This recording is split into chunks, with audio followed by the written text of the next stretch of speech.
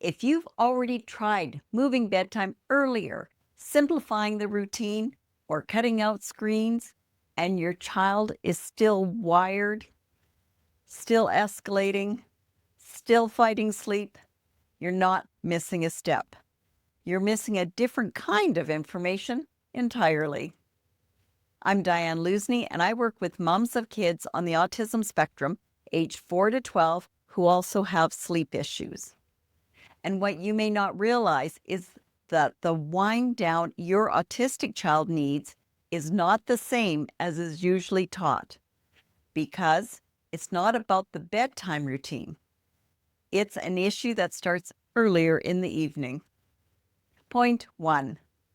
The window is before their bedtime routine. Most bedtime routines start somewhere between 7 and 8 p.m.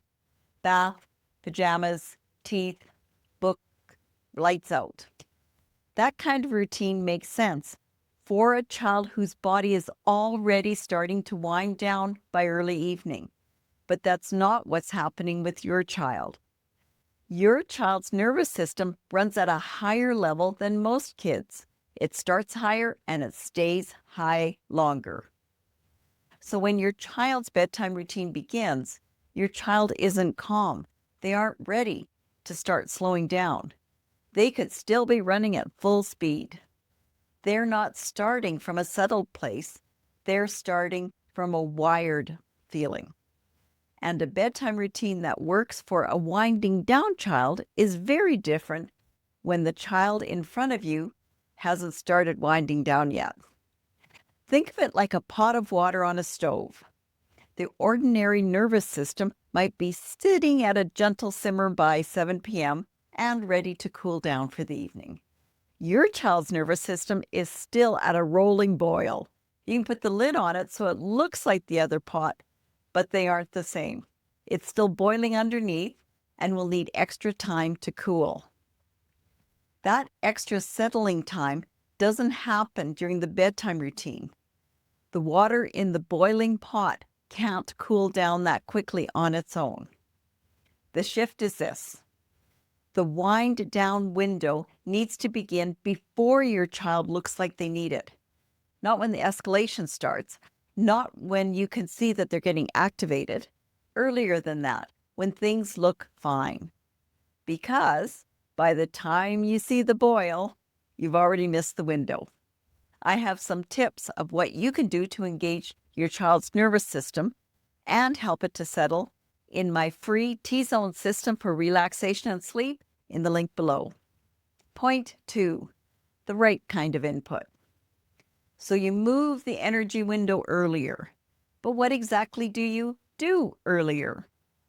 What actually helps varies from child to child, but it generally falls into one of two directions.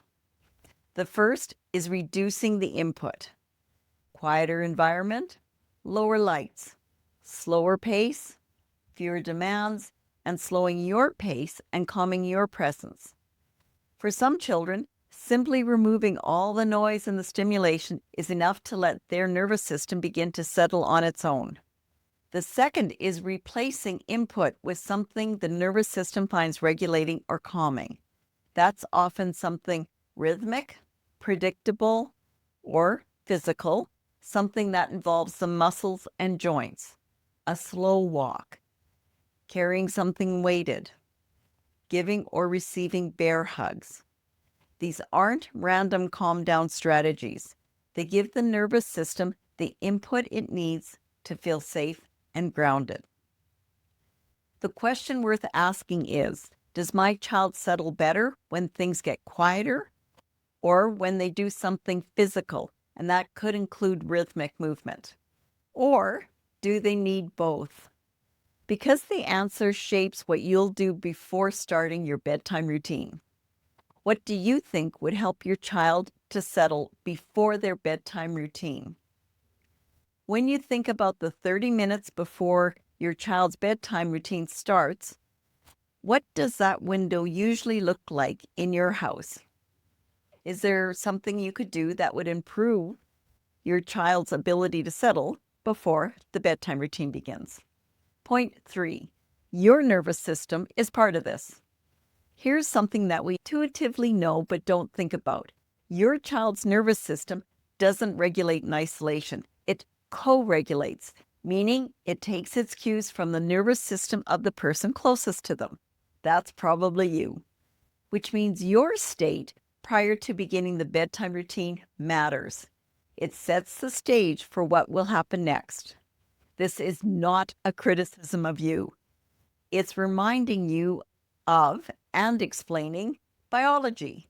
When you're bracing for bedtime, when you're already anticipating resistance, the meltdown, the negotiation, your body is carrying that. Your breathing changes, your voice changes, your movements change, and your child's nervous system automatically picks that up before you've said a single word. I'm sure you've seen or heard of the tuning forks examples. If you place two tuning forks side by side and strike one, the other begins to vibrate. Not because it was touched, but because it's close enough to feel the frequency. Your child's nervous system is the second tuning fork. We are social creatures, and we naturally pick up the cues of others, especially those who we depend on. This doesn't mean you need to be perfectly calm. That's not realistic when you're exhausted and stressed. It means even a small intentional shift in your own state, a slower breath, a softer voice, a deliberate pause before you start, creates a different frequency for your child's nervous system to follow. Plus, you should give yourself the grace to pause, to take a deep breath, to drop your shoulders, and to move forward the best you can. You are part of the wind down, not just the person directing it. What you can do. Pick one evening this week and try this. Create a wind down window 20 to 30 minutes before the start of the bedtime routine or before your child starts showing signs of becoming more energetic. Swap one high stimulation activity for something rhythmic or slow or physical, or reduce the stimulation, the sounds, the bright lights, the activity level, or both. Depending on your child, you might only be able to do one of these things. If you try to do more, that might be too much change for your child. And before this new routine begins, remember to take one deep breath, relax your shoulders, slow your own pace down, and give yourself grace and a clean slate. You are not overhauling bedtime. You are changing how settled your child is before their bedtime routine begins. But, and there's always a but, isn't there? There's something else that most moms are dealing with that makes all of this harder, and it has nothing to do with the routine or the timing. Are you curious about why the advice you've frequently been given may actually be making your bedtime worse? That's the next video. See you there.